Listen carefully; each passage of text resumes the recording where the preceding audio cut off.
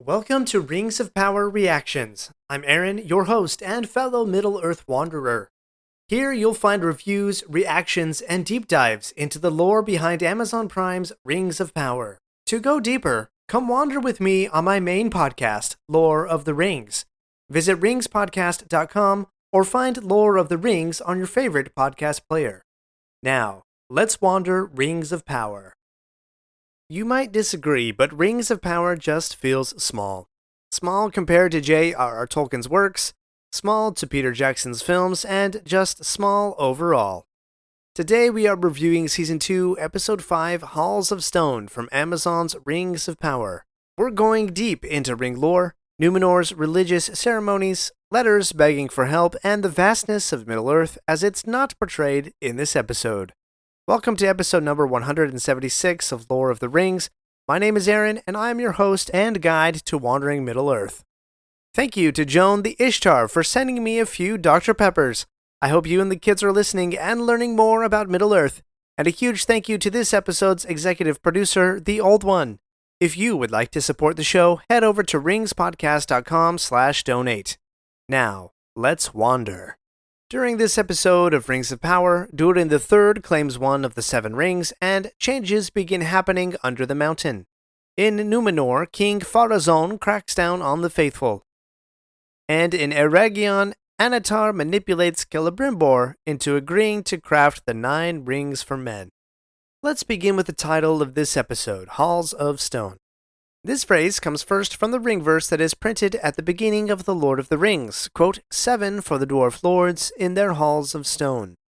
That phrase appears in one other line from Lord of the Rings. While the Fellowship of the Ring is passing through Khazad-dûm, Sam asks if the dwarves lived, quote, in these darksome holes. Gimli, the only dwarf in the company, chants a song that takes over a page to print, about the ancient history of the dwarves.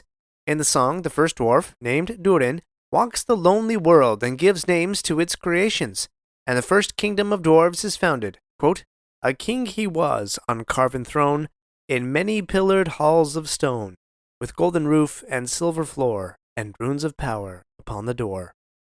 But I have one more reference for you. In the First Age of Middle-earth, as told in Tolkien's Silmarillion, Galadriel and her brother visit a kinsman, King Thingol, in Menegroth. There, Finrod was, quote, filled with wonder at the strength and majesty of Menegroth, its treasuries and armories, and its many pillared halls of stone. That was the inspiration behind the secret elven fortress of Nargothrond. So while Halls of Stone is so strongly connected to the dwarves and the Seven Rings, don't forget there is a small connection to Galadriel through her brother Finrod. Now let's take a look at what King Durin has been up to now that he lays claim to a Ring of Power. We might call it a Ring of Power, but it really just looks like a ring pop, one of those beautiful blue raspberry ring pops, but, I digress. Remember, the dwarves had been living in darkness since the earthquakes caused by the volcano broke all their sun shafts. King Durin's number one priority is to find the light, and he is able to do just that, find the light. He gives a rousing speech, one of the more unique ones that Rings of Power has provided, but it's clear to see that the stone singers are out of work. Their ability to resonate and hear the mountain is no longer needed. Keep this in mind, more on that in a moment. We return to Celebrimbor, where a party has been happening to celebrate the completion of a side project, the Doors of Durin. You are probably familiar with the Doors of Durin. These are the beautiful silver-inlaid doors that Gandalf tries to open so the company can pass into Moria. The drawings are from Tolkien himself, and are printed in the book in the chapter A Journey in the Dark. Legolas and Gimli both exclaim in wonder and delight at seeing the doors, because many symbols unique to their races are on the doors. Quote, there are the emblems of Durin, cried Gimli. And there is the tree of the High Elves, said Legolas. And the star of the House of Feanor, said Gandalf. And when Gandalf finally figures out the password to the doors, he says, quote, those were happier times. Apparently, the door usually remained open and hardly ever closed in the Second Age of Middle-earth. But I'm not satisfied with Rings of Power showing a little celebration in the workshop, claiming that these were those happier times that Gandalf mentioned. It falls so short of the deep friendship between Celebrimbor and Narvi, and the long years of collaboration they and their craftsmen shared. Instead, we are supposed to believe that they are friends, simply because they say so. It goes back to Elrond and Durin being friends from Season 1, They're only friends because they say so. This failure is one of the oldest in the book. They are telling, not showing. Show, don't tell is such common advice for new writers. And Rings of Power does so much telling. Oh, we're friends because we say so. The rings have power because we say so. We are collaborating because we say so. In fact, most of these episodes are just characters talking to one another and not a lot of action, not a lot of storytelling, not of actual visual storytelling is happening. It is cheap story writing. Behind that, this show suggests that the primary collaboration between the elves and the dwarves was crafting the rings, not necessarily the doors or anything else. The doors are only a symbol of their collaboration and not the product of it. The 7 rings are the product. As if these peoples had no other thoughts or friendships outside of potential plot points for the screenwriters to make quick work of. It makes these characters seem flat, one-dimensional, and outright boring. Anatar does some impressive name-dropping with Celebrimbor to convince him that there are some good men out there who deserve rings. He mentions Eärendil, Tuor, and Beren. All 3 of these men are from the first age of Middle-earth. Let's take a look at these. Eärendil is actually Elrond's father. He was uniquely situated to plead to the Valar, the divine guardians of Middle-earth, for help against Sauron's master Morgoth. He carries one of the 3 Silmarils in the sky as a star, and according to Rings of Power, was a friend of Celebrimbor. Tuor was son of Huor. He did great deeds against Morgoth's servants in the first age of Middle-earth. Beren was the mortal man who, for the love of the elf maiden Luthien, entered into Morgoth's throne room and retrieved one of the Silmarils from the Iron Crown, an accomplishment likely unachievable without Luthien's direct involvement. Beren carried a ring from Finrod that eventually Aragorn would wear several thousand years later. So nice name-dropping, Anatar. Although not all of these are distant names for him. In fact, in Beren and Luthien's case, Luthien actually humiliated Sauron by defeating him in battle and taking over his tower through her music. She sent him back naked to his master. So I'm really surprised that with a straight face he can say Beren's name. But I'm not really, because that level of sophistication is beyond what the scriptwriters could provide. We see that Pharazôn now wields the scepter, but even with all the power of the land, he is unsatisfied. In this short conversation with his son, he drops a few lore-interesting tidbits. He mentions the White Tower on Tol Eressëa as the gateway to the Undying Lands. Let's pause on this. The Undying Lands are the lands in the far west, across the ocean, where dwell the Valar and the highest house of the elves. Tol Eressëa is an island just outside of Valinor. Meneltarma is the highest mountain on Numenor, which has a flat plateau at the top and was considered a holy place for religious ceremony or meditation. Numenor in particular is directly connected with worship and religious adherence to Ilúvatar, the one creator god. Men could see the White Tower on Tol Eressëa, but Pharazôn is correct, as the Silmarillion says, quote, "At times, when all the air was clear and the sun was in the east, they would look out and descry far off in the west a city, white shining on a distant shore, and a great harbor and a tower. For in those days the Númenóreans were far-sighted, yet even so it was only the keenest eyes among them that could see this vision, from the Meneltarma, maybe, or from some tall ship that lay off their western coast, as far as it was lawful for them to go." But the growing discontent of Pharazôn leads him to think the elves are mocking him. They enjoy immortality in the Undying Lands, while mortal man suffers the darkness of death. Let's jump to the scene of Elendil resigning his captaincy by order of Míriel. This scene betrays something that I think Rings of Power just doesn't understand about Númenor. The idea of promotion or being promoted is brought up so many times, especially around Elendil. Just for kicks, I've searched for the word promotion in both The Lord of the Rings and The Silmarillion. You have 3 seconds to guess how many times promotion shows up. 0 times. Not one mention of promotion in the entire work. So why do the writers insist so much on the idea of being promoted? To me, it shortchanges everything that Númenor stood for, and reveals the deep misunderstanding that the showrunners have about Númenor. But I'm trying not to merely criticize without being constructive, so I turned to trusty ChatGPT, yes I know I did it again, to help me come up with some better ways. Ascend in honor and renown, elevate in wisdom and command, advance in stature and dominion. Those are decent, I guess, for AI-generated alternatives to promotion. However, I think a much more Tolkienian word would be power. What if Elendil said something like, "I see your power has grown"? At the same time, the sailors are very appreciative of the captain and say things like, "May the Valar protect you." This is alright. The Valar are the divine beings who have the responsibility to be the guardians of Middle-earth, but even this falls short because, as I mentioned before, the Númenóreans have a special connection with the one creator god, Ilúvatar. But in this Hollywood-written TV series, they seem just unwilling to explore that monotheistic relationship. At any rate, remember that Elendil is trying to be faithful, not just to his queen, but to the cause of those called the Faithful. More on this in a moment. We're not done yet. If you like this episode, please leave a review and share with your friends. And remember to subscribe if you haven't already. We'll be right back. Are you ready to dive deeper into Tolkien's world? If you've ever struggled to read the Silmarillion, I've got just the thing for you. I've created a free guide packed with my best tips to help you conquer this epic book. Whether you're a seasoned reader or tackling it for the first time, this guide will make your journey through the first age of Middle-earth more rewarding than ever. Head over to ringspodcast.com to download your free guide today. Your adventure deeper into Middle-earth starts now. Visit ringspodcast.com today for your free guide. We pop back under the mountain where Durin and Disa debate the merits of the Rings of Power. Disa says that using the rings feels like cheating. I really love this argument that she is making. Some nuance, though.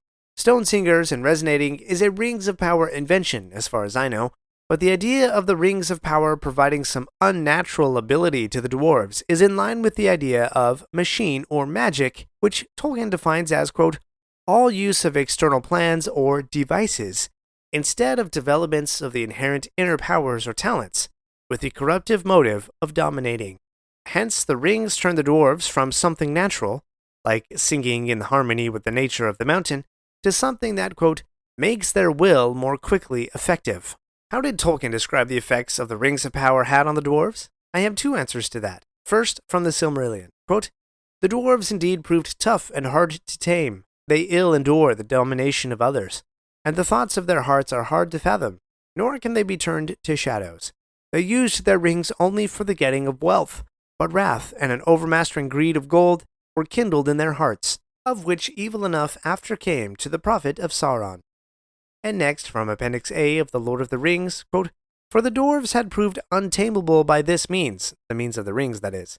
The only power over them that the rings wielded was to inflame their hearts with a greed of gold and precious things, so that if they lacked them, all other good things seemed profitless, and they were filled with wrath and desire for vengeance on all who deprived them. So the rings heightened the natural tendencies of the dwarves.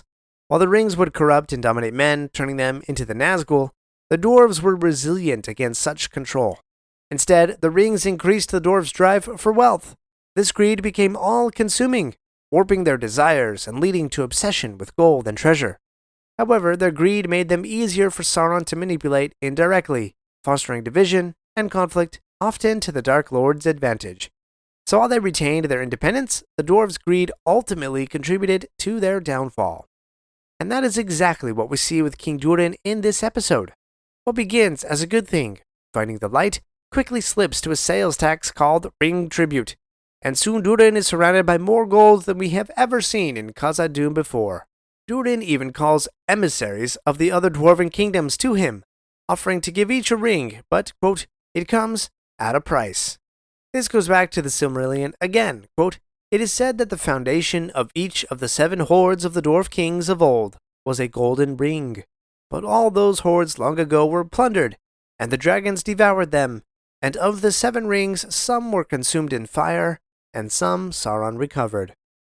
Durin's ring is indeed kindling his greed, or as Elrond put it in the Council of Elrond in the Fellowship of the Ring, the desire for, quote, hoarded wealth.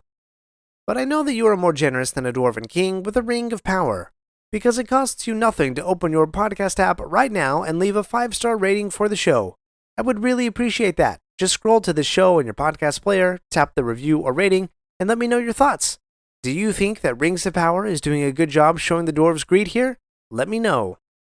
Back to Celebrimbor's workshop, where Merdania has become invisible while testing one of the 9 rings. While invisible, Merdania can see what is called the Unseen World, While there, she sees a fiery creature with dead eyes. Later, Anatar will lead her to believe that the creature is Celebrimbor. But I believe she is seeing Sauron in his unseen world form, yet he is able to redirect her. Even so, this scene is not so compelling because they are simply showing, not telling. Why can't we see what Mardania sees? Why do we have to see this through Celebrimbor's eyes? We could see both, actually, as Peter Jackson actually did when Frodo put on the One Ring. We could see what was happening outside as if there were no ring, but we could also see how Frodo's whole perception shifted. Everything changed for him. Why do we not get to see that in this show? Why do they insist on simply telling us rather than showing us in a beautiful visual story? Anyway, let's go back to Numenor, where the ceremony of the faithful is taking place at what appears to be the feet of the great statue of Eärendil. This ceremony has several religious undertones, which may seem a little surprising to some. However, Tolkien once said that, quote, "The Lord of the Rings is of course a fundamentally religious and Catholic work. Nowhere in Middle-earth is the religion more overt than in Numenor, where religious ceremonies were loyally followed for many centuries, but in time were abandoned in mortal man's pursuit for immortality.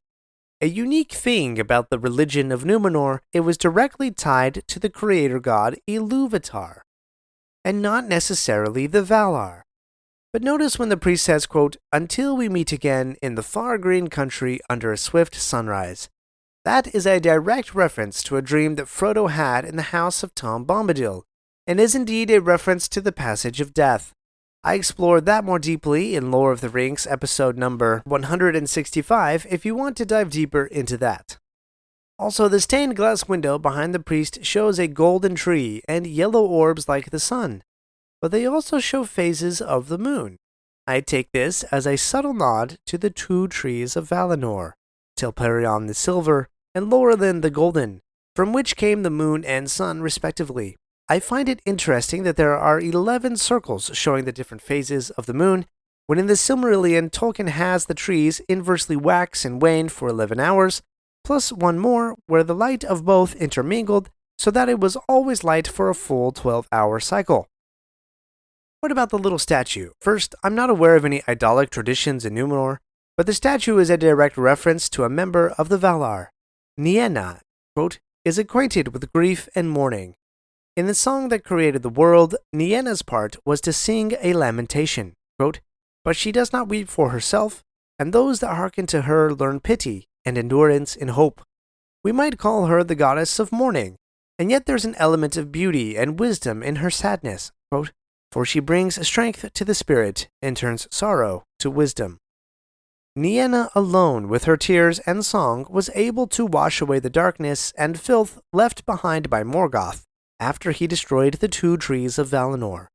And partially due to her efforts, the Valar managed to rescue a silver flower that became the moon and the golden seed that became the sun.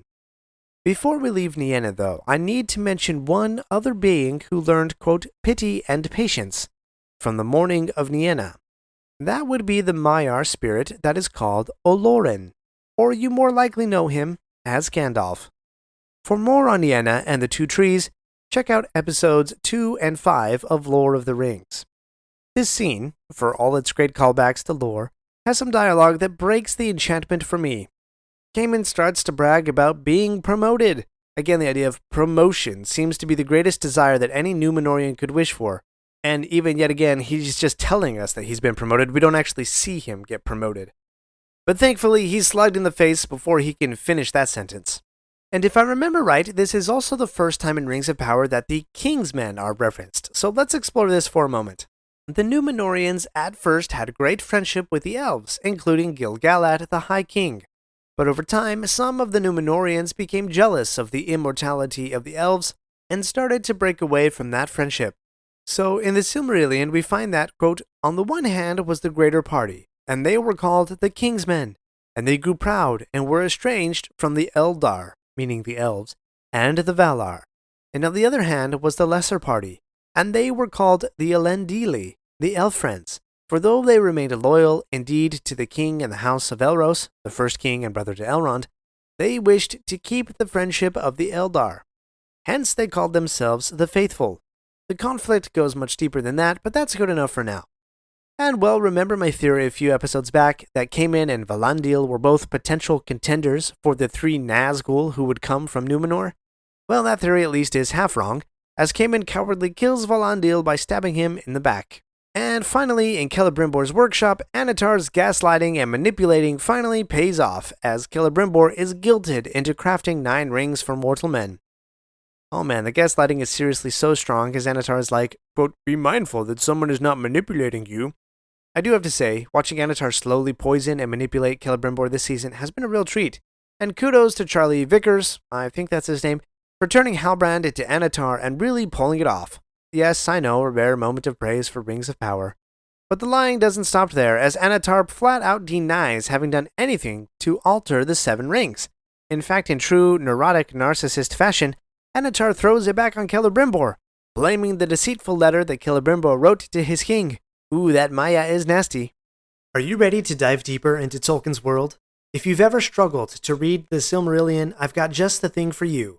I've created a free guide packed with my best tips to help you conquer this epic book. Whether you're a seasoned reader or tackling it for the first time, this guide will make your journey through the first age of Middle-earth more rewarding than ever. Head over to ringspodcast.com to download your free guide today. Your adventure deeper into Middle-earth starts now. Visit ringspodcast.com today for your free guide. Anatar provides him with 2 options: come clean or plunge head on, as if continuing down a road of deception will solve anything. If Celebrimbor took a moment to think about that, perhaps he would have had the strength to resist, but the show must go on and screenwriters have to keep writing the script, so he doesn't think about that. Anatar is too far entangled into his mind, just as Galadriel's dream in the Grove in Episode 1 foretold. Celebrimbor is duped into thinking that the 9 rings will atone for their mistakes, saying that, quote, "The 9 must do more than bring aid to men.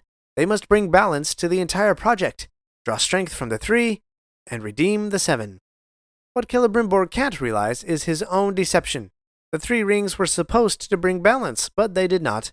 To his credit, though, Celebrimbor is not aware of the division and shaming that has surrounded the 3, unless he saw Elrond like a 5-year-old grab the bag with the Rings of Power and run out of his workshop at the beginning of Season 2, Episode 1, nor is he fully aware of how greedy things have gotten over in Khazad-dûm. But he is at least distressed somewhat by the path he has chosen, but he sees no way out of it. A couple last things before we get to handing out wizard staffs. The Orc army has arrived in Eregion, but the timing doesn't quite add up for me. Elrond and Galadriel encountered the marching army some ways away from Eregion. Even though they are supposedly coming from the north, and the army is traveling up from the south, that doesn't really make sense to me. Anyway, geography mistakes aside, Elrond decides to leave Galadriel behind and do the next logical thing: bypass the army and warn Eregion of the danger. Oh wait, no, he doesn't do that, because that would make too much sense. So he sends half his company to do that, and the other half to warn King Galad, and he valiantly stays behind to help Galadriel. Nope, can't do that either. In reality, he does what I think is the complete worst decision: abandon Galadriel, and run with his whole company all the way back to Lindon to inform Gil-galad that the orcs are in Eregion, and to return with an entire army. So, no warning to Celebrimbor, no splitting up the company for multiple objectives, no helping a sacrificial warrior, but instead taking several days to run all the way back to Lindon, and apparently raise the army, and march all the way back to Eregion before it falls to the orc army that is literally just across the river. Oh, and don't forget that Durin, king of the dwarves, somehow has sent out messengers to the 7 dwarven kingdoms, received emissaries from all of them that arrived at exactly the right time. Okay, perhaps they were like ambassadors just sitting around. And they have to go back to their respective dwarven kingdoms to tell their masters about the 7 rings, and then their masters have to come to Khazad-dûm to come get the 7 But wait, it gets worse. Prince Durin in the same episode has traveled from Khazad-dûm to Eregion to have a little nighttime chit-chat with Celebrimbor, and then has made it all the way back to Khazad-dûm, and he also didn't even see any orc army around. Is there no distance in this Middle-earth? It took me to this episode to articulate one of my chief issues with the Rings of Power, though I actually danced around it in my reviews of Season 1. It is so small. People fast travel from one place to another as if they were shrine hopping in a Legend of Zelda game. Distance has no meaning, and therefore time has no meaning. The world seems so small. Yes, they have these huge set pieces to look at, but even then we see such tiny places. Think back to the faithful turning in their soldier's gear where Elendil resigns from being captain. That scene takes place on some random street corner with a dinky little table. Lindon apparently is a war room for commanders to meet, no more.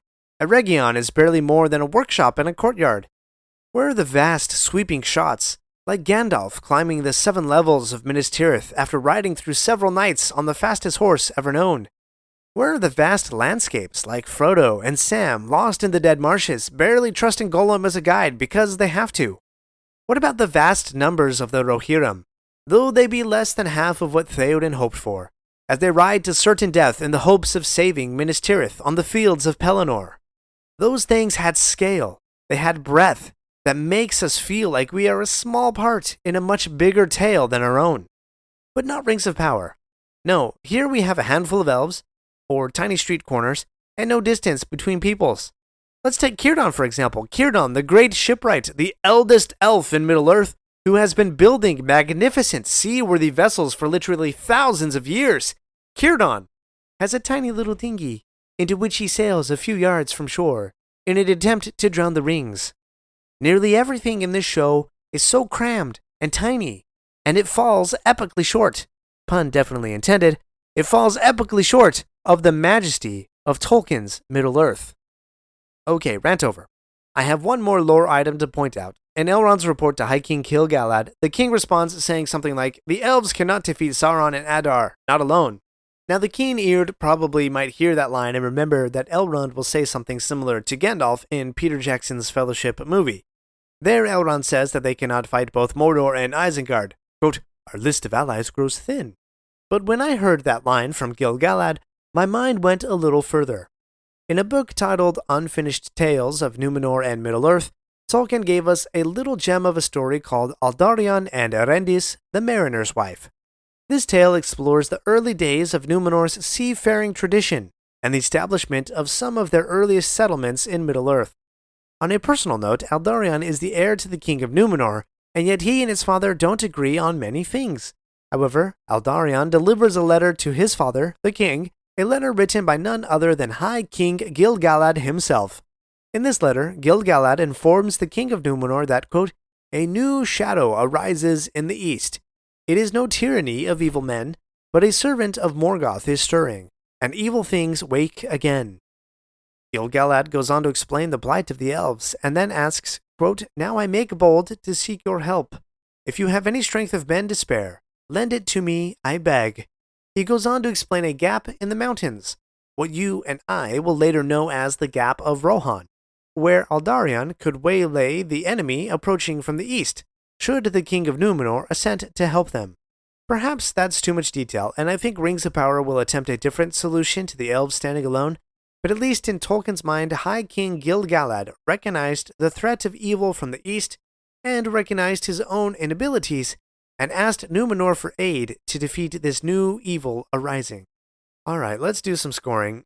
The story, I find issues with the timing and the scale, but I also am gripped by Anatar's manipulation and the Kingsmen versus the Faithful conflict, so I'm going to give this one a 2. Characters, Durin and Disa seem on the right track, and King's Durin greed makes sense, but Elrond just makes some really stupid choices, so 3. Dialogue, some wins and some losses here, I'll give it a 3. Visuals, a 3 on this one. I just wish we got more show storytelling rather than just, hey, we're going to tell you that certain things happen. I'm going to tell you I got promoted. I'm going to tell you I saw this fiery spirit. How about you actually show us these things rather than just people talking on screen? Music, the hurried horns that quickly provide Elrond's theme as he runs through the forest, that was pretty epic. But Elendil's theme, what we might call the theme of the faithful, softly playing as Valandil obeys him and shows mercy to Caiman. Not to mention Galadriel's theme as she's revealed in Adar's cage at the end, so some good storytelling through music in this one. I'm going to go with a 5. Lore of Faithfulness. I struggle with this one every time. The faithful in Numenor and their ceremony and shrine were big pluses, even though it was worship of the Valar rather than Iluvatar, but the idea that the 9 rings were made as atonement for the others is just so outside anything Tolkien wrote about. But also showing how quickly the Ring of the Dwarves turned Durin into greed, that was good, so I think I'll go with a 3 on this one. Overall score, 3.2, which is the lowest score that I've given this season. Join me in the next episode where I'll be breaking down the lore in Rings of Power Season 2, Episode 6. That is, unless I get to the analysis of Tom Bombadil's song or the opening credits before then, but we'll see. Thank you again to this episode's executive producer, The Old One. If you would like to support the show and hear your name called out on a future episode, please visit ringspodcast.com/donate. And as always, thank you for wandering Middle-earth with me today. My friends, if you enjoyed this episode, let me know by subscribing, leaving a review, and sharing with your friends. Follow me on Facebook or Instagram at Lore of the Rings Podcast. For feedback on the show, please email me using the link in the show notes. Until next Thursday, remember, not all those who wander are lost. Are you ready to dive deeper into Tolkien's world? If you've ever struggled to read the Silmarillion, I've got just the thing for you. I've created a free guide packed with my best tips to help you conquer this epic book. Whether you're a seasoned reader or tackling it for the first time, this guide will make your journey through the first age of Middle-earth more rewarding than ever. Head over to ringspodcast.com to download your free guide today. Your adventure deeper into Middle-earth starts now. Visit ringspodcast.com today for your free guide.